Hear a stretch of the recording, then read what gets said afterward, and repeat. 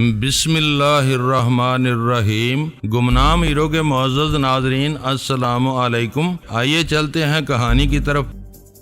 Scissor کو رہائش کے لیے عمدہ کمرہ ملا ہوا تھا۔ میں نے وارڈروب کے دائیں ہاتھ رکھی میز کی درازیں کھول دیں، مگر اس میں سیزر کے ذاتی استعمال کی چیزوں کے سوا اور کچھ نہیں تھا۔ کچھ سگریٹ، کچھ تمباکو، 2 پائپ، کاغذ وہاں کوئی نہیں تھا۔ البتہ نچلی دراز میں 2 شیشیاں پڑی تھیں اور ان میں وہی کیپسول موجود تھے جن کا مزہ میں چکھ چکا تھا۔ وہ کمرہ دوسری طرف سے پوری طرح بند تھا۔ وہاں سے باہر نکلنے کا دروازہ دوسری طرف سے مقفل تھا۔ کھڑکی پر پردہ کھینچا تھا، گہرے نیلے رنگ کا پردہ۔ وہ میں نے کھینچ کر دیکھا تو میرے سامنے وہی منظر تھا جو میں پہلے بیان کر چکا ہوں۔ سامنے ایک بڑا سا لان تھا اور اس سے آگے ایک سڑک تھی۔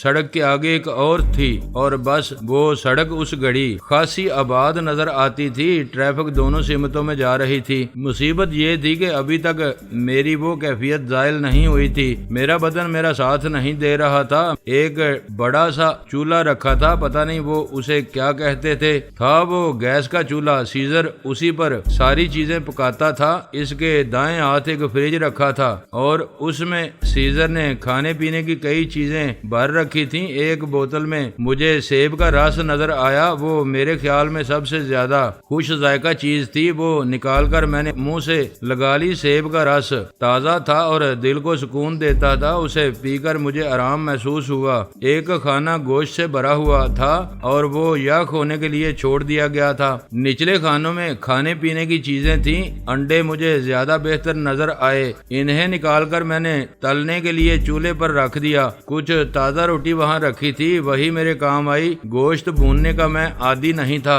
اس کا مجھے طریقہ ہی نہیں آتا تھا۔ میں ٹھہرا جتی ستی آدمی، مجھے باورچی خانے کا علم کیسے آ سکتا تھا؟ جوں توں کر کے میں نے انڈے تلے اور بغیر نمک مرچ ڈالے وہ میں نے ڈبل روٹی قسم کی چیز سے زہر مار کیے۔ دوپہر ہو چکی تھی اور ابھی تک میں کسی نتیجے پر نہیں پہنچ سکا تھا۔ بالآخر میں نے سیزر کے کمرے سے شراب کی بوتل نکال کر اپنے سامنے رکھ لی۔ وہ بہت ہی عمدہ قسم کی وہسکی تھی اور میں اپنے آپ کو شراب کی نظر کر دینا چاہتا تھا۔ شاید اس سے مجھے کچھ سہارا مل سکے۔ وہاں سوڈا بھی موجود تھا اور یہ اچھی بات تھی، ورنہ خالی وہسکی پی کر تو میں شاید کہیں کا بھی نہ رہتا۔ میں بیٹھے بٹھائے 2 گلاس پی گیا اور پھر میں اس انتظار میں بیٹھ گیا کہ دیکھوں کیا ہوتا ہے، اسے قبول بھی کرتا ہے کہ نہیں۔ مگر میں نے جلد ہی محسوس کر لیا کہ بات بن نہیں رہی۔ جس چیز کی طلب میں مر رہا تھا، شراب اس کا نعم البدل نہیں تھی اور مجھے اس عذاب سے جس قدر جلد ممکن ہو نجات حاصل کر لینی چاہیے تھی۔ میں نے شراب کی بوتل الگ رکھ دی اور ایک بار پھر میں اپنے بستر پر لیٹ گیا۔ سگریٹ کچھ مزہ تو دیتا تھا مگر وہ نہیں، بات نہیں بن رہی تھی۔ جی چاہتا تھا میں اسے سارے کا سارا نگل جاؤں۔ بیسوں نے مجھے تباہ کر کے رکھ دیا تھا۔ ایسا نشہ مجھ پر سوار کر دیا، اب اس کے مقابلے میں کسی اور چیز میں کوئی مزہ ہی نہیں رہ گیا تھا۔ اس نشے کا غلام ہو کر رہ گیا تھا۔ سیزر کے ہوش میں آ جانے کا بھی مجھے ڈر تھا اور اس کو دیکھنا بے حد ضروری تھا۔ اسی خیال سے میں نے اٹھ کر اسے پلنگ کے نیچے سے نکالا اور اس کے ہاتھ پاؤں کس کر باندھنے کے بعد اسے بڑی مشکل سے میں نے پلنگ پر لٹا دیا۔ میرے ہاتھ پاؤں کام ہی نہیں کرتے تھے۔ سمجھ میں نہیں آتا تھا کہ آخر ہوا کیا ہے۔ میں نے ڈلوں صاحب کی قید میں قیدیوں کو بھنگ کا پیالہ پیتے دیکھا تھا۔ وہ بہت چیختے چلاتے تھے، ان کی کوئی نہیں سنتا تھا۔ انہیں جب بھی پیاس لگتی تھی پینے کے لیے انہیں تیز بھنگ دی جاتی تھی۔ نتیجہ یہ نکلتا تھا کہ پھر وہ خود ہی اس کے عادی ہو جاتے تھے، اتنے عادی کہ وہ اس کا خود مطالبہ کرنے لگتے تھے۔ شاید وہ لوگ وہی حال کر دینا چاہتے تھے مگر میں نے طے کر لیا تھا کہ یہ ظلم خود پر نہیں ہونے دوں گا۔ میں دیکھوں گا کہ میرا جسم کب تک برداشت پر قائم رہتا ہے۔ میں دنیا کی ہر شے اسے فراہم کر سکتا تھا مگر بھنگ، ہیروئن، LSD یا کوئی اور ایسی چیز اس کو نہیں دے سکتا تھا، خواہ میری جان ہی کیوں نہ نکل جائے۔ میں اپنے کمرے سے نکل کر سیزر کے کمرے میں جا گھسا۔ اس کے پستول میں نے اپنے قبضے میں لے لیا تھا۔ وہ چھوٹا سا پستول میرے بہت کام آ سکتا تھا۔ اس کے چیمبر میں 9 گولیاں رکھی تھیں اور ان میں سے وہ کوئی بھی نہیں چلا سکا تھا۔ اس کی پتلون کی پچھلی جیب سے مجھے بٹوا اور کمرے کی چابیاں بھی مل گئی تھیں۔ بٹوے میں کوئی $25 تھے، وہ میں نے الگ کر لیے۔ بٹوے کی دوسری چیزیں میرے کسی کام نہیں آ سکتی تھیں، البتہ ایک چھوٹی سی ڈائری ایسی تھی جس میں لوگوں کے نام اور فون نمبر لکھے تھے، اور اس میں سیزر نے ڈاکٹر دمن اور ڈاکٹر عالیہ کے پتے بھی لکھ رکھے تھے اور فون نمبر بھی۔ اس سے یہ معلوم ہوتا تھا کہ وہ کسی ایک ہی جگہ پر رہتے ہیں، کیونکہ فون نمبر دونوں ناموں کے سامنے ایک ہی تھا۔ سیزر نے الماری میں اپنے کپڑے ٹانگ رکھے تھے، ان کو نکال کر میں نے اپنے لیے ایک پتلون پسند کی، پھر ایک سفید قمیض اور سویٹر پہن کر میں آئینے کے سامنے کھڑا ہوا۔ وہ لباس مجھے ٹھیک ہی تھا۔ ٹائی گردن سے لٹکا کر میں نے کوٹ پہنا تو وہ مجھے پورا دکھائی دیا۔ اس کا قد کاٹ میرے برابر ہی تھا اور یہ اچھی بات تھی۔ مجھے وہاں سے نکل جانے کے لیے ایک عمدہ لباس کی اشد ضرورت تھی، ورنہ میں تو وہاں مریضوں کے سے کپڑے پہن کر لیٹا تھا جو میری بے ہوشی کے عالم میں مجھے پہنا دیے گئے تھے اور جن کو پھینک دینا ہی میرے لیے بہتر تھا۔ میں اس وقت عمارت کی 4تھی منزل پر تھا۔ دونوں کمروں میں ہر چیز کا اچھی طرح جائزہ لینے کے بعد میں نے عقبی دروازہ کھول دیا۔ سامنے ایک وسیع و عریض غلام گردش تھی جس کے دونوں طرف کمرے بنے ہوئے تھے۔ احساس مجھے یہ ہو رہا تھا کہ ڈاکٹر دومن وہاں زیادہ سے زیادہ 4-6 کمرے کرائے پر لے کر بیٹھا ہوگا۔ وہ ساری عمارت نہ تو خرید سکتا تھا نہ اسے کرائے پر لے سکتا تھا۔ میں جیسے ہی کمرے سے باہر نکلا، ہوا کی ایک تیز باڑ نے مجھے روک لیا۔ باہر ہوا بہت سرد تھی۔ میں کسی طرف دھیان دیے بغیر راہداری عبور کر کے لفٹ تک جا پہنچا، جس نے مجھے کچھ ہی لمحوں بعد عمارت کے باہر پہنچا دیا۔ ایک عظیم الشان شہر میرے سامنے تھا جس کے آگے پیچھے کی کوئی بات میں سمجھ نہیں سکتا تھا۔ میں نے کبھی اس بات پر غور ہی نہیں کیا تھا کہ ایک دن مجھے کوئی باندھ کر امریکہ بھی پہنچا دے گا۔ اس شہر سے میرا واسطہ صرف اتنا سا تھا کہ اس میں دمن اور عالیہ رہتے تھے اور انہوں نے کسی جگہ ایک خیراتی اسپتال بھی کھول کر رکھا تھا، اور میں نے یہ تہیہ کر رکھا تھا کہ وہ دنیا کے کسی بھی کونے میں کیوں نہ ہوں، میں انہیں تباہ کر دوں گا۔ وہ اسی قابل تھے، مگر اس گھڑی میرے دل میں ان کے لیے انتقام کے بجائے رحم کی، ہمدردی کی اور محبت کی رمق پیدا ہو رہی تھی، شاید اس لیے کہ وہ بھی وہاں پردیسی تھے اور میں بھی اس شہر کے بارے میں کچھ نہیں جانتا تھا۔ لیکن میری سوچ کے یہ زاویے درست نہیں تھے۔ مجھے انہوں نے ایک خاص مقصد کے لیے وہاں بلوایا تھا۔ میری ٹانگوں پر پلستر چڑھا کر وہ خدا جانے کیا چیز وہاں سے امریکہ لے آئے تھے۔ ابھی تک مجھے اس کی تفصیل معلوم نہیں ہو سکی تھی۔ وہ شہر میرے لیے حیرت کا باعث تھا۔ میں کوئی 1 گھنٹے تک ادھر ادھر گھومتا رہا۔ معلوم یہ ہوا کہ میں ہائی اسٹریٹ میں کھڑا ہوں۔ وہ اسپتال کہیں بہت پیچھے رہ گیا تھا جس سے میں ابھی باہر نکلا تھا۔ میں چاہتا بھی تو دوبارہ وہاں نہیں پہنچ سکتا تھا۔ اس وقت شام بہت آگے جا چکی تھی۔ مجھے بھوک نے نڈال کر رکھا تھا اور میری جیب میں صرف $25 تھے۔ بدن کا تقدر ابھی تک دور نہیں ہو رہا تھا۔ کتنی ہی دیر تک میں اس شاہراہ پر گھومتا رہا۔ میرے خدا، رات ٹھنڈی اور یخ بستہ تھی۔ دھندلکے نے ہر شے کو نیم دروں نیم بروں کر رکھا تھا۔ کچھ سمجھ میں نہیں آتا تھا کہ میں کیا کروں، کدھر نکلوں۔ وہاں ہوٹلوں، کلبوں اور تھیٹروں کی ایک وسیع دنیا آباد تھی۔ اسپتال سے نکلے ہوئے مجھے 2 گھنٹے گزر چکے تھے۔ وہ دولت جو پاکستان میں رہ گئی تھی میرے ساتھ ہوتی تو میں جی بھر کر اس شہر کے نہا خانے دیکھ سکتا تھا۔ ایک ہوٹل کے سامنے بالآخر میں جا ٹھہرا۔ وہ کوئی اچھا ہی ہوٹل تھا۔ میں تیزی سے دروازہ کھول کر ہال میں جا گھسا۔ ماحول نیم تاریک سا تھا، بتیاں بہت مدھم جل رہی تھیں۔ میں نے غور سے دیکھا تو پتا چلا کہ وہ لوگ موم بتیوں سے کام چلا رہے تھے، اور خواہ مخواہ ایک خوابناک سی کیفیت ان لوگوں نے وہاں پیدا کر رکھی تھی، جس کی وجہ سے مختلف میزوں پر بیٹھے ہوئے لوگ اپنی اپنی ترنگ میں جھوم رہے تھے۔ ایک ویٹر فوراً ہی میری طرف لپکا۔ اس کا رنگ گندمی تھا۔ میں سمجھا شاید میرے ہی وطن سے تعلق رکھتا ہے، مگر وہ بنگالی نکلا۔ وہ انگریزی میں بات کر رہا تھا۔ میں اسے کھانے کا آرڈر دے کر میز پر رکھے اخبار دیکھنے لگا، مگر ذہن میرا بری طرح منتشر تھا۔ سمجھ میں نہیں آتا تھا کہ اس صورتحال سے کیسے چھٹکارا پا سکوں گا۔ میرے پاس اپنی شناخت کے لیے کوئی کاغذ موجود موجود تھا اور میرا پاسپورٹ بھی ان لوگوں نے غصب کر رکھا تھا۔ سیزر کے کمروں میں ایسی کوئی چیز نہیں مل سکی تھی جو میری مدد کر سکتی۔ اگر میں وہاں سے واپس بھی جانا چاہوں تو میں کچھ بھی نہیں کر سکتا تھا، اور پھر اتنا کرایہ میرے پاس کہاں سے آئے گا؟ اس ماحول سے مجھے شدید وحشت محسوس ہو رہی تھی۔ خدا جانے میں اس ہسپتال سے باہر کیسے نکل آیا تھا، اور کسی نے میرا پیچھا کیوں نہیں کیا تھا؟ انہیں تو میرے بارے میں بہت زیادہ محتاط رہنے کی ضرورت تھی۔ وہ کیسے مجھ پر اعتبار کر گئے، اور سیزر کے سلسلے میں وہ اتنے بے پرواہ کیسے ہو گئے؟ اخبار کی عبارتوں پر میری نظر نہیں ٹک رہی تھی۔ ایسا لاوارث اور بے سہارا تو کوئی نہ ہوگا جیسا تو ہو گیا ہے جیلانی۔ ابھی میں کھانا شروع کر ہی رہا تھا کہ اچانک ایک خاتون کسی طرف سے اٹھ کر میری میز تک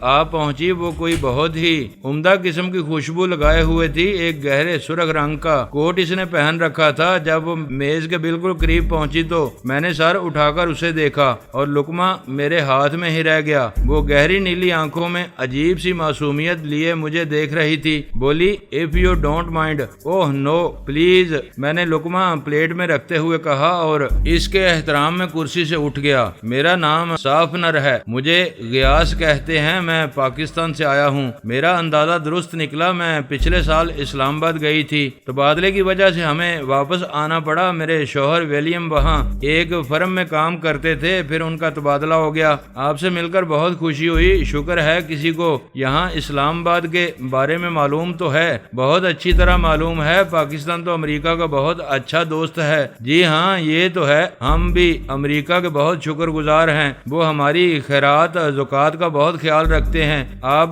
کیا پینا پسند کریں گی؟ میں نے کافی کے لیے کہہ دیا ہے۔ اور کھانا؟ جی نہیں، اس کی ضرورت نہیں ہے۔ آپ کے شوہر نہیں آئے؟ جی نہیں، وہ نیو یارک میں ہیں، انہوں نے UNO کی ملازمت کر لی ہے۔ میرے والدین یہاں ہیں، میں ان کے پاس آئی ہوں۔ کہاں رہتی ہیں آپ؟ میں اسی سڑک کے آخر میں رہتی ہوں۔ دراصل مجھے پاکستانی لوگ بہت پسند ہیں، بڑے ہمدرد اور بڑے مہمان نواز ہوتے ہیں۔ میں بھی ان کی میزبانی کر کے بہت خوش ہوتی ہوں۔ دراصل ایسا ہے کہ ولیم سے میری کچھ ان بن ہو گئی ہے، وہ مجھے دھوکہ دیتا رہا ہے، میں اسی لیے اسے چھوڑ آئی ہوں۔ کچھ وقت ہوگا آپ کے پاس؟ وقت ہی وقت ہے، اور ہے کیا میرے پاس؟ کوئی خدمت ہو تو مجھے بتائیں، میں نے مسکراتے ہوئے کہا۔ وہ میری بات پر خود بھی مسکرانے لگی۔ بولی آپ بڑے مزے کی باتیں کرتے ہیں، شکر ہے کہ آج میری ملاقات ایک اچھے پاکستانی سے ہو گئی۔ میں نے کہا ہے نا کہ مجھے اسلام آباد بہت پسند ہے، اسلام آباد میں نے بہت اچھے دن گزارے ہیں۔ اب واپس کب جائیں گی؟ پتہ نہیں، میں کچھ کہہ نہیں سکتا۔ کوئی کام ہے وہاں آپ کو؟ میں ایسے ہی پوچھ رہی تھی، دراصل میری وہاں دو سہیلیاں بن گئی تھیں، ایک کالج کی وائس پرنسپل تھی مس سائرہ بانو، اور دوسری آپ کے وومنز ڈویژن میں ایک خاتون تھی مس شکیلہ خلجی۔ ان کو میں نے خط بھی لکھے مگر انہوں نے جواب نہیں دیا۔ آپ واپس جائیں تو انہیں میرا سلام کہہ دیں، یہ تو ہو ہی جائے گا۔ کیا آپ کو میں مس کہہ سکتا ہوں؟ کیا حرج ہے؟ اب ولیم تو میری زندگی سے خارج ہو گیا ہے، وہ کسی کیتھرائن کے پیچھے لگا ہے، اول نمبر کا بدماش نکلا ہے، عورت کے پیچھے بھاگنے لگتا ہے۔ پہلی عورت کے پیچھے کیوں نہیں؟ میری اس بات کا اس نے کوئی جواب نہیں دیا۔ ایک بہت ہی اداس سی مسکراہٹ اس کے لبوں پر ابری، اس کے دانت بہت ہی صاف شفاف اور چہرہ اس کا بیج بھی تھا، بال اس کے قدرے سرخ تھے۔ میں نے کھانا ختم کیا تو اتنے میں بیرا کافی لے کر آ گیا۔ اس نے سلیقے سے ایک پیالی میرے سامنے رکھی اور بولی، ویسے آپ یہاں کس لیے ہیں؟ میرا مطلب ہے کوئی ملازمت کر لی ہے آپ نے؟ جی نہیں، کچھ اور ہی قصہ ہے مس صافنر، پھر کسی وقت بتاؤں گا میں آپ کو۔ میرا خیال ہے کہ وہ کچھ کہتے کہتے رک گئی اور کافی کی چسکی لے کر خلا میں گھورنے لگی۔ آپ کچھ کہہ رہی تھی مس صافنر؟ اگر آپ کو کوئی کام نہ ہو تو میرے ساتھ چلیں، کچھ وقت اکٹھے گزاریں۔ دراصل میں بہت زیادہ تنہائی محسوس کر رہی ہوں۔ کوئی حرج نہیں، مجھے کوئی خاص کام نہیں ہے، میں نے اس کی حوصلہ افزائی کرتے ہوئے کہا، اور بل دینے کے لیے ویٹر کو بلایا تو میں یہ دیکھ کر حیران رہ گیا کہ سارا بل اس نے خود ادا کر دیا ہے۔ رقم کل $7 بنی تھی، زیادہ بڑی رقم نہیں تھی۔ آئیے، میرا خیال ہے ہم پیدل چلتے ہیں، باہر موسم بہت اچھا ہے۔ ہاں یہ بہتر رہے گا۔ یہ کہہ کر میں اس کے ساتھ اٹھنے لگا۔ میں نے دیکھا کہ میز کے پاس ایک چھوٹا سا بریف کیس رکھا تھا اور اس کا خیال یہ تھا کہ اسے میں اٹھا لوں، یہ کوئی ایسی مشکل بات نہیں تھی۔ میں نے بڑے اطمینان سے وہ بریف کیس اٹھا لیا تو اس کے قدم بڑے دروازے کی طرف اٹھ گئے۔ میں اس سے کوئی 2 قدم پیچھے تھا۔ دروازے سے نکل کر اس نے چاروں طرف بڑے غور سے دیکھا، بائیں ہاتھ کے راستے پر چل دی۔ اب میں اس کے قریب ہو کر چلنے لگا۔ وہ کچھ گھبرائی ہوئی نظر آنے لگی تھی، پتہ نہیں ایسی کیا بات تھی۔ وہ خوفزدہ سی آواز میں مجھ سے بولی، ولیم نے میرے پیچھے سراغر ساں لگا رکھے ہیں، مجھ سے 10 قدم دور ہو کر چلیں تو زیادہ بہتر ہوگا۔ اس کا انداز مربیانہ تھا، جیسے کوئی بڑی ہی وفا شوار خاتون بڑے اعتماد سے اپنے شوہر سے کہہ رہی ہو۔ ٹھیک ہے، جیسے آپ مناسب سمجھیں۔ یہ کہہ کر میں اس سے 10 قدم آگے نکل گیا۔ میرا دھیان البتہ پیچھے ہی تھا۔ بریف کیس ہاتھ میں جھول رہا تھا۔ میں نے سگریٹ سلگا لیا اور اس سے آگے چلنے لگا۔ ٹھہر کر رک کر میں اسے دیکھ لیتا تھا۔ حیرت مجھے یہ تھی کہ ولیم نے اس کی زندگی میں ایک اور گہری نقب لگا رکھی تھی اور وہ یہ معلوم کرنا چاہتا تھا کہ سافنر کے دن رات کیسے گزرتے ہیں۔ خود وہ نیو یارک میں مزے سے رہ رہا تھا، سافنر بھی شاید اس کے اعتماد پر پوری نہیں اتر رہی تھی۔ یہی وجہ تھی کہ وہ اس کے پیچھے سراغر سا لگانے پر مجبور ہو گیا تھا۔ یہ بہت عام سا اور بڑا ہی گھٹیا طریقہ تھا دوسروں کو ذلیل کرنے کا۔ میاں تمہیں بیوی پسند نہیں ہے تو طلاق دے دو، 1 2 3 کھڑے اسے گھر سے باہر نکال دو۔ کیا ضرورت ہے ایک دوسرے کی جاسوسی کرنے کی؟ جس گاؤں نہیں جانا اس کا راستہ کیوں پوچھتے ہو؟ مگر یورپ اور امریکہ میں شاید یہ سب کچھ جائز سمجھا جاتا تھا۔ اب ولیم صاحب طلاق کا بہانہ ڈھونڈ رہے تھے۔ ایسا ہی اگر سافنر بھی کرنے لگے تو کیا ہو؟ وہ بھی تو یہی کہتی تھی کہ ولیم نے کسی کیتھرائن کو ڈھونڈ لیا تھا اور یہی وجہ تھی کہ وہ خود اتنی محتاط تھی کہ ہوٹل سے مجھے اٹھا کر ساتھ تو لے جا رہی تھی مگر میرے ساتھ نہیں چل رہی تھی۔ اسے سراغر ساں کا خوف تھا۔ یہ تھی ان لوگوں کی زندگی اور میں ایسا پاگل تھا کہ خواہ مخواہ ہی وہ اٹیچی کیس لے کر اس کے ساتھ چل دیا تھا۔ اچانک سافنر کے قدموں کی چاپ مجھے اپنے قریب آتی محسوس ہوئی۔ اسے دیکھنے کے لیے میں راستے کے ایک طرف ہو کر رک گیا تو وہ میرے پاس سے گزرتی ہوئی سرگوشی کے انداز میں بولی، میرے پیچھے چلے آئیں، میں 10 قدم آگے چلتی ہوں۔ یہ کہہ کر وہ آگے نکل گئی۔ پہلی بار میں نے اس کے سراپوں پر بغور نظر ڈالی۔ اسے اپنا کر یہ سمجھا جا سکتا تھا کہ جہان کی دولت مل گئی ہے۔ یہ اس کے شوہر کی بد نصیبی تھی کہ وہ سافنر سے ہاتھ دھو بیٹھا تھا۔ اس کی آواز میں ایسی اپنائیت تھی کہ میں انگریزی لب و لہجے کا عادی نہ ہونے کے باوجود یہ چاہتا تھا کہ وہ بولتی رہے اور میں سنتا رہوں۔ ایسی ہی آواز میں نے لاہور میں بھی سنی تھی مگر وہ آواز مجھے لے ڈوبی تھی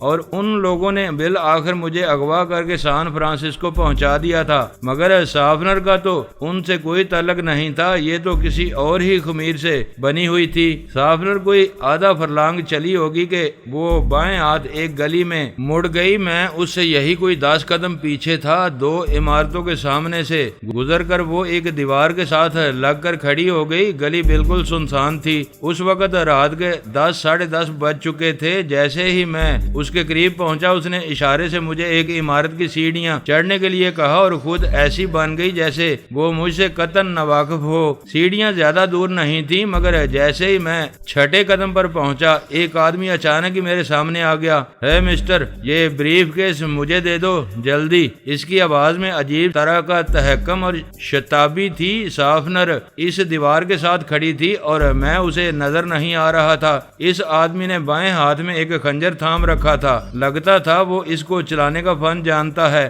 اس نے ایک دم مجھ سے بریف کیس جھپٹ لینے کی کوشش کی مگر اس کا اندازہ بالکل ہی غلط تھا۔ جیسے ہی اس نے بریف کیس کی طرف ہاتھ بڑھایا میں نے اس کی ٹانگ پر زبردست ٹھوکر لگائی۔ وہ الٹ کر سیڑھیوں پر لڑک گیا مگر پھر اس نے خود کو سنبھالا اور بنچی آواز میں بولا، بریف کیس ادھر دے دو ورنہ میں تمہیں جان سے مار دوں گا۔ مگر اس عرصے میں خود کو سنبھال چکا تھا۔ جیسے ہی وہ گراتا ہوا اٹھا میں نے پوری قوت سے بریف کیس اس کی کنپٹی پر دے مارا۔ وہ شاید اس حملے کے لیے پہلے سے تیار تھا۔ اس نے سر کو جھٹکا دے کر خنجر دائیں ہاتھ میں لے کر اس طرح میرے پہلو میں دنسانا چاہا کہ میں دوسرا سانس نہیں لے سکتا تھا مگر میں ایک دم نیچے بیٹھ گیا۔ اس کا اٹھا ہوا ہاتھ خنجر سمیت دیوار میں جا لگا۔ اس کی نیت کو سمجھ کر میں نے اس کی کلائی دائیں ہاتھ میں پکڑی اور اسے پوری طرح بے بس کر دینے کے لیے میں نے اس کی گردن پر بایاں ہاتھ ڈال دیا۔ بریف کیس اس وقت سیڑھیوں پر پڑا تھا۔ خنجر اس کے ہاتھ سے چھوٹا تو اس کے ساتھ ہی اس کا وجود سنسان ہو گیا، آنکھیں کھلی رہ گئیں اور وہ بے جان ہو کر سیڑھیوں پر سے لڑکتا ہوا نیچے گر گیا۔ اسی وقت صافنر سامنے آ گئی تھی۔ وہ بڑی خاموشی سے سیڑھیوں چڑھتی اور میرے قریب سے گزر کر آگے نکل گئی۔ ایک ہلکی سی سرگوشی مجھے سیڑھیوں میں سنائی دی۔ وہ کہہ رہی تھی میرے پیچھے آؤ، مگر فاصلہ دے کر۔ وہ عجیب عورت تھی، اتنا بڑا حادثہ ہو گیا اور وہ بھی محض اس بریف کیس کی وجہ سے، مگر وہ میرے ہاتھ سے لے لینے کے بجائے مسلسل مجھے ہدایت دیتی چلی جا رہی تھی اور میں اس بریف کیس کا غلام ہو کر رہ گیا تھا۔ یہ محض اتفاق تھا یا وہ وقت ہی ایسا تھا کہ سیڑھیوں میں مجھے کوئی اور آدمی نہیں ملا؟ لوگ شاید ایسی ہی وارداتوں سے بچنے کے لیے جلدی دروازے بند کر لیتے تھے۔ میں اس کے پیچھے چلتا ہوا اس بلڈنگ کی تیسری منزل پر جا پہنچا۔ وہ بائیں ہاتھ مڑی اور تیسرے دروازے پر رک کر قفل کھولنے لگی۔ میں اب بھی اس سے فاصلے پر کھڑا تھا۔ اس نے مجھے مسحور کر رکھا تھا، میں کوئی اور بات سوچ ہی نہیں سکا تھا۔ وہ بریف کیس اس کے حوالے کر کے مجھے راستے میں ہی اس سے الگ ہو جانا چاہیے تھا۔ فائدہ ہی کیا تھا؟ وہ اپنے شوہر کے سراغر سانوں سے ڈرتی تھی تو ڈرتی رہے، مجھے کیا لینا تھا اس سے؟ مگر جس انداز میں مجھ سے مخاطب ہوئی تھی اور جس اپنائیت کا اظہار وہ کر چکی تھی اس شہر میں اتنا بے یار و مددگار ہونے کی وجہ سے، اور میں اسی لیے اس کے ساتھ چلا آیا تھا، مگر اب بہت مہنگا پڑ رہا تھا۔ ایک آدمی تو میرے ہاتھوں ابھی جان گنوا بیٹھا تھا، پتہ نہیں اس کی وجہ سے اور کیسے حادثے میرے ساتھ ہوں گے۔ دروازہ جلد ہی کھل گیا اور اس نے راہداری کے دونوں طرف غور سے دیکھتے ہوئے مجھے اندر آنے کا اشارہ کیا اور خود دروازے میں غائب ہو گئی۔ چند لمحوں کی تاخیر کے بعد میں آگے بڑھا تو دروازہ مجھے کھول دیا اور میں سیدھا اندر جا پہنچا۔ میرے سامنے ایک بہت ہی خوبصورت کمرہ تھا جس میں سے گزر کر اگلے حصے تک پہنچا جا سکتا تھا۔ بائیں ہاتھ فرش پر نیلے رنگ کا قالین بچھا تھا۔ دروازے سے ہی آدمی 4 فٹ کے ننگے فرش پر چل کر دوسرے کمروں تک جا پہنچتا۔ صافنر مجھے اس کمرے میں نظر نہیں آئی، مگر جیسے ہی میں دروازے کی طرف بڑھا وہ سامنے کے دروازے میں سے پھر نمودار ہوئی۔ آپ کا بہت بہت شکریہ مسٹر گیاس، آپ نہ ہوتے تو یہ بریف کیس مجھ سے چھن گیا تھا۔ یہ کہہ کر وہ میرے قریب آ گئی اور بریف کیس مجھ سے لینے کے لیے اس نے دونوں ہاتھ آگے بڑھا دیے۔ نہیں مس صافنر، پہلے یہ بتائیں کہ یہ آدمی کون تھا جس نے مجھ پر حملہ کیا؟ وہ کوئی بدماش ہوگا، ایسے بہت سے لوگ یہاں ملتے ہیں۔ آپ نے تو شاید اسے مار ہی دیا ہے، اور اسے مار دینے کا نتیجہ جانتی ہیں آپ؟ میں خود پریشان ہو گئی ہوں، آپ فوراً یہاں سے چلے جائیں۔ میں کل آپ سے کہیں بھی مل سکتی ہوں، پہلے مجھے فون کر لیں۔ مگر اس قتل کا کیا ہوگا؟ ہمیں کسی نے دیکھا نہیں ہے، یہ اچھی بات ہے تو وہ خود دیکھ لے گی۔ آپ بہرحال ابھی چلے جائیں۔ جی نہیں مس صافنر، مجھے اس ڈرامے کا اگلا حصہ دیکھنا ہے۔ اس کی چابی ہوگی آپ کے پاس؟ کیا مطلب؟ کیا کہنا چاہتے ہیں آپ؟ میں اسے کھول کر دیکھنا چاہتا ہوں، پتہ تو چلے کہ اس میں کیا ہے۔ نہیں، آپ اسے نہیں کھولیں گے، یہ غیر ضروری بات ہے۔ بریف کیس مجھے دے دیں۔ اچانک مجھے اپنے عقب میں دروازہ کھلنے کی آواز سنائی دی۔ 2 آدمی تیزی سے اندر آ رہے تھے۔ میں دروازہ بھیڑ کر آ گیا تھا، مگر میں اندر آ کر کنڈی لگا دیتا تو ان کی دستک مجھے سنبھلنے کا موقع دے سکتی تھی، مگر ان کا انداز بڑا ہی جارحانہ تھا۔ صافنر، یہ کیا ہو رہا ہے؟ یہ بریف کیس ابھی تک اس کے ہاتھ میں ہے، یہ ہمیں دے دو اور یہاں سے نکل جاؤ۔ ایک آدمی نے اچانک پستول تانتے ہوئے کہا۔ میں نے بریف کیس کو اپنی ڈال بنا لیا۔ اب میرا رخ ان دونوں کی طرف تھا۔ وہ کوئی بہت ہی شہدے قسم کے آدمی معلوم ہوتے تھے۔ دونوں چیونگم کھا رہے تھے اور ایک کی ٹھوڑی پر مصنوعی تل عجیب انداز سے ہل رہا تھا۔ پستول اس نے تان رکھا تھا۔ دوسرا مجھے دیکھ کر مسکرا رہا تھا جیسے وہ کوئی کسی چیونٹی کو دیکھ رہا ہو۔ لاؤ یہ بریف کیس ادھر دے دو۔ اس نے بایاں ہاتھ میری طرف بڑھایا اور آنکھ مارتے ہوئے کہا، تمہارا بہت بہت شکریہ کہ تم اسے یہاں تک لے آئے ہو۔ لاؤ، اگر میں انکار کر دوں تو؟ میں نے بڑے تحمل سے پوچھا۔ میرا اپنا ہاتھ جیب تک جا پہنچا تھا، سیزر کا پستول مجھے سہارا دے رہا تھا۔ تو گویا تم انکار بھی کر سکتے ہو؟ یہ کیا کہہ رہا ہے صافنر؟ اس کی نظریں ابھی تک مجھ پر جمی تھیں۔ میں خود حیران ہوں کفلر، اس نے ہیرل کو مار دیا ہے، اسے ہم دیکھ آئے ہیں، وہ مرا نہیں، بے ہوش ہوا ہے، اس کی فکر نہ کرو، مگر یہ آدمی ہماری سمجھ میں نہیں آیا، تم ہو کون بھائی؟ اگر اسے لے کر جا سکتے ہو تو دروازے سے نکل جاؤ، سیدھا جیل پہنچا دیں گے وہ تمہیں۔ یہ کہہ کر وہ میرا راستہ چھوڑ کر صوفے پر بڑے اطمینان سے جا بیٹھا۔ دوسرا آدمی بھی اس کے پیچھے تھا۔ تم بھی بیٹھو شافنر، اس کا خیال ہے اس بریف کیس کو لے کر یہ بھاگ بھی سکتا ہے، شکر کرو کسی پولیس والے کی تم پر نظر نہیں پڑ گئی۔ آؤ ادھر بیٹھو میرے سامنے۔ کہاں سے آئے ہو؟ میں پاکستان سے آیا ہوں، مگر میں خود نہیں آیا، لایا گیا ہوں۔ کیا مطلب لایا گیا ہوں؟ اس کے کیا معنی ہوئے؟ اس نے یہ کہہ کر پائپ سلگا لیا۔ بریف کیس ابھی تک میرے ہاتھ میں تھا اور اب وہ اس کے بارے میں زیادہ پریشان نہیں تھے۔ یہ خاصی لمبی بات ہے جناب کفلر، آپ بھی ابھی اس بریف کیس کی بات کریں۔ کھول سکتے ہو تو کھول لو، باہر لے جا سکتے ہو تو لے جاؤ، ویسے ہم اس کے مالک ہیں، ہم نے ہوٹل میں اسے شافنر کے لیے میز کے پاس رکھ دیا تھا، مگر اس کو یہ خود نہیں اٹھا سکتی تھی کیونکہ اس پر شبہ کیا جا سکتا تھا، اسی لیے اس نے تمہیں یہ کام سونپ دیا۔ ہیرل تو احمق تھا، اس نے بہت جلدی کی، شاید اس کی اپنی نیت خراب ہو۔ کیوں شافنر؟ یہی بات ہے نا؟ لگتا تو مجھے یہی ہے، ورنہ وہ اتنی تیزی نہ دکھاتا۔ اب شافنر بھی صوفے کے سامنے کے صوفے پر جا بیٹھی تھی اور بائیں ہاتھ لگے آئینے میں اپنی سرخی کو اجاگر کرنے لگی تھی۔ فلیٹ میں ہمارے سوا شاید کوئی اور آدمی موجود نہیں تھا، ورنہ وہ اب تک باہر آ چکا ہوتا۔ میں بھی ان کے سامنے تیسرے صوفے پر جا بیٹھا، مگر ابھی تک میں اس عذاب سے نجات نہیں پا سکا تھا جس کی وجہ سے میرا سارا بدن ٹھہر ٹھہر کر لرزتا تھا۔ کفلر نے پستول جیب میں ڈال لیا تھا، پتہ نہیں اس کی وجہ کیا تھی۔ تم یوں کرو، اسے کچھ مزدوری دے دو تاکہ یہ چلتا بنے، کفلر نے کہا۔ وہ اب بھی مسکرا رہا تھا، مگر یہ تو بریف کیس کھولنے کا کہہ رہا ہے۔ آخر قصہ کیا ہے ماسٹر؟ تم چاہتے کیا ہو؟ میں یہ معلوم کرنا چاہتا ہوں کہ اس بریف کیس میں ہے کیا جس کی وجہ سے شافنر نے مجھ سے جھوٹ بولا، اور جھوٹ اس نے کچھ نہیں بولا، اس میں ہیرے ہیں اور یہ ایک شراب کی دکان سے چرائے گئے ہیں۔ لاؤ میں اسے کھولتا ہوں۔ اس نے جیب سے چابی نکال کر ہاتھ میں پکڑ لی۔ لاؤ میں اسے خود کھولتا ہوں، یہ چابی مجھے دے دو۔ میں اب بھی اس پر اعتبار نہیں کر رہا تھا، مجھے یہی محسوس ہو رہا تھا کہ بریف کیس ہاتھ لگتے ہی وہ رفو چکر ہو جائیں گے اور میں بس ٹاپتا ہی رہ جاؤں گا، مگر حیران کن بات یہ ہوئی کہ اس نے چابی میری طرف پھینک دی۔ لو اسے تم ہی کھول لو، یہ کہہ کر اس نے نیا سگریٹ سلگا لیا۔ چونگم پر اس کے دانت ابھی تک چل رہے تھے، وہ تینوں بہت زیادہ چکنے نظر آ رہے تھے۔ شافنر کا تو شاید کلیجہ ہی حلق تک آ گیا تھا، اس کی وہ بڑی بڑی گہری نیلی آنکھیں اور زیادہ کھل گئی تھی۔ میں نے چابی بریف کیس میں گھمائی تو اس کا ایک تالا کھل گیا۔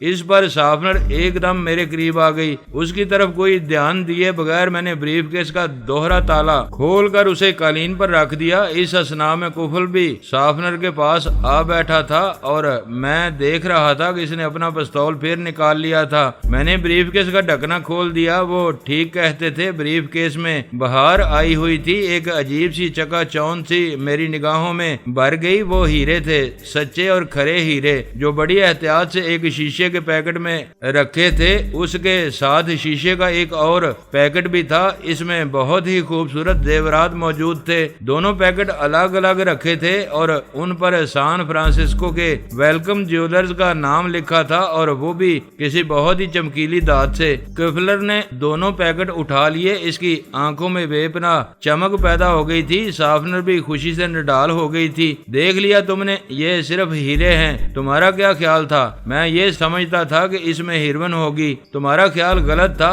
ہم ایسے سودے نہیں کرتے ہیں۔ یہ لو، یہ $200 ہیں، یہ تمہاری مزدوری ہے۔ نہیں، مجھے اس کی ضرورت نہیں ہے، یہ مال تمہیں مبارک ہو، میں جا رہا ہوں۔ یوں نہیں بیٹے، ایسے کیسے جا سکتے ہو تم؟ ہمیں پاگل سمجھا ہے تم نے؟ یہاں سے تم سیدھے کسی پولیس اسٹیشن فون کر سکتے ہو۔ کفلر نے پستول کا رخ میری طرف پھیر دیا۔ بے فکر رہو، ایسا نہیں ہوگا، میں ایسا آدمی نہیں ہوں۔ پاکستان میں شاید میرا دھندا یہی تھا، مگر اس سے ذرا مختلف۔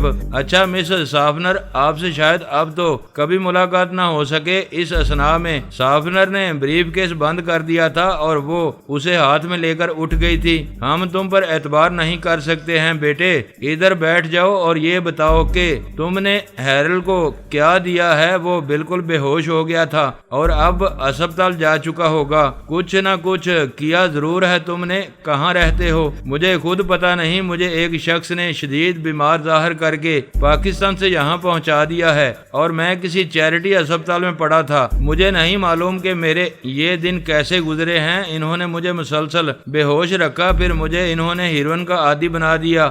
اب بھی میری حالت ٹھیک نہیں ہے۔ یہ جو کب کب اسی دیکھتے ہو نا، یہ اسی وجہ سے ہے۔ میں نے اس کے پستول کو نظر انداز کرتے ہوئے کہا۔ یہ بات اس کے لیے بہت ہی حیران کن تھی۔ اس ہتھیار کے سامنے تو بڑے بڑوں کا پتے پانی ہو جاتے تھے، مگر وہ دیکھ رہا تھا کہ نہ میرے چہرے کا رنگ بدلا تھا اور نہ میری زبان میں لڑکھڑاہٹ پیدا ہوئی تھی۔ کس نے تمہیں یہاں پہنچایا ہے؟ اس کا نام ڈاکٹر دومن ہے۔ ڈاکٹر دومن، مجھے اس کے کہنے پر پہنچایا گیا ہے۔ اس نے یہاں کوئی اسپتال کھول رکھا ہے۔ ڈومن، یہ کون ہو سکتا ہے؟ سافنر، کبھی نام سنا ہے اس کا؟ نہیں، مجھے تو کچھ پتا نہیں ہے اس کا۔ چیریٹی اسپتال کھول رکھا ہے اس نے اور وہ پاکستان سے آیا ہوا ہے۔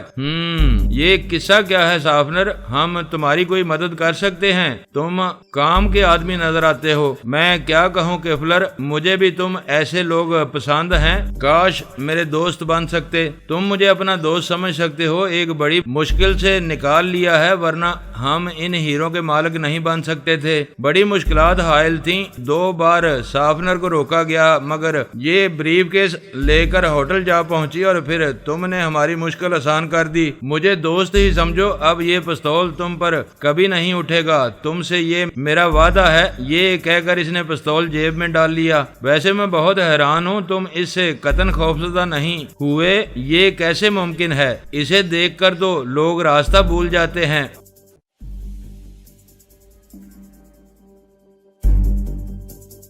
دوستو، ویڈیو کو لائک ضرور کر دیا کریں۔ ISI پاک آرمی زندہ باد، پاکستان پائندہ باد۔ معزز ناظرین، اپنا خیال رکھیے گا اور اپنے اس چینل کا بھی شکریہ۔